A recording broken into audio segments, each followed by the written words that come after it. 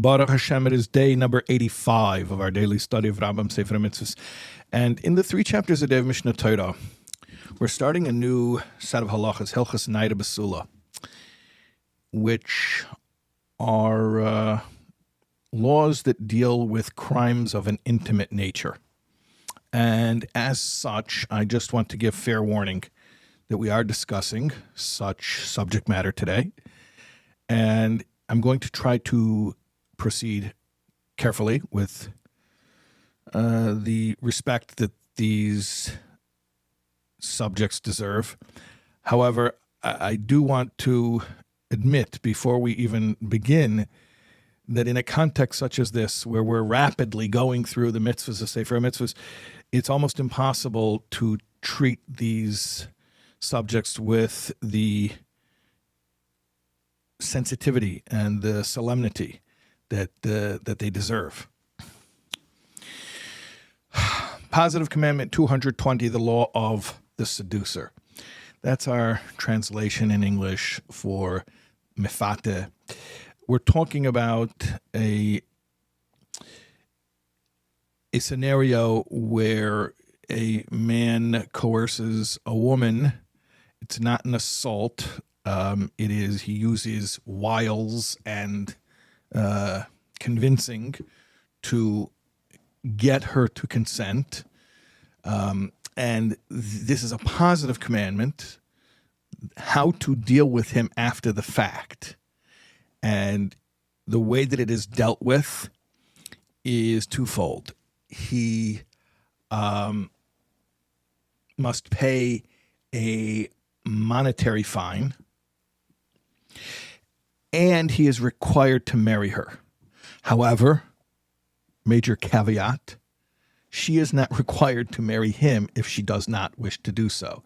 He's required to marry her as a protection for her. But if she does not want to marry him, then that is her prerogative to refuse. Positive Commandment 218.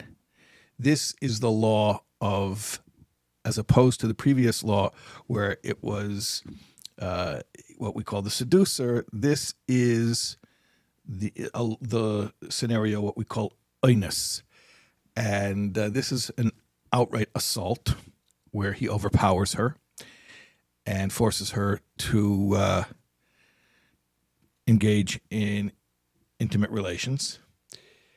And the punishment, well, first of all, let's say this is positive commandment number 218. So it's a positive commandment, meaning how he is dealt with after the fact, meaning, God forbid, such things should never occur, but it has occurred now. Okay, now it has occurred. So there's a positive commandment, how it is dealt with. And again, it is twofold. It is a monetary fine, and I'll speak about that in one moment, and he is obligated to marry her. Again, with the same caveat, it's her prerogative. It's her protection that he has to marry her if she wants. If she doesn't want to marry him, then she obviously is free to go. She's not bound to him. Okay. Now, I want to speak about the idea that it's a monetary fine, because I know in our modern sensibilities that can often be mind-boggling. How is a crime of such a nature, how is it punished with a monetary fine? So I want to try to convey to you, and this is my personal editorial comment, one should not infer the gravity of this transgression based on the way that it is dealt with after the fact. And I'll try to convey that to you with one simple illustration.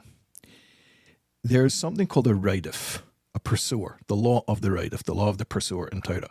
And that means that one is not only permitted, but obligated to stop someone who is going to do harm to another person, even if that means killing the pursuer. There are only 2 scenarios where one is permitted and has a mitzvah to stop a pursuer, even if it means killing the pursuer. And that is if the pursuer is going to murder their would-be victim or commit sexual assault. So I just want you to understand that if one catches someone in the act of pursuing for the purposes of sexual assault a would-be victim, there is a law of reidif where one is permitted, and even it is a mitzvah to kill the pursuer to stop them from committing that act, just like if they were trying to commit murder. Sexual assault is akin to murder in this context. After the fact, how it's dealt with is another matter. And I know that can be a difficult concept to wrap our heads around. Again, this is a highly sensitive issue. This is not the context for me to try to do even a cursorial overview of Jewish attitudes towards these crimes. Okay. Negative Commandment 358. This is specifically a prohibition against the man who already committed this assault and has been forced to marry the woman when she wants. Again, she agrees that she wants him to marry her. There's now a negative commandment, Negative Commandment 358, against him divorcing her. So he has the positive commandment, how he has to deal with her, and now the negative commandment, he's not allowed to divorce her. Okay. Positive commandment 219. And this is, again, a highly charged scenario. A man marries a woman with the understanding that she has not had relations before. After they consummate the marriage, he says that he believes that she misrepresented herself, that she did have relations before their marriage. If he is slandering her, Positive Commandment 219 is how he is dealt with. And interestingly, part of his punishment is he receives corporal punishment, lashes. Okay. Negative Commandment 359 is in the same scenario as described in the previous mitzvah. It is a prohibition against such husband from ever divorcing his wife. He is not allowed to divorce her. Now, obviously, she could sue for divorce. So we're not saying she's trapped in the marriage, but he is not allowed to walk away from her at this point after he slandered her.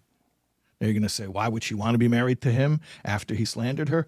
That's her choice, okay, but not his choice at this point. He forfeited his choice. He has a prohibition. He's not allowed to divorce her. Okay, thank you very much for studying with me these difficult laws to study, and we will see you again, God willing, tomorrow.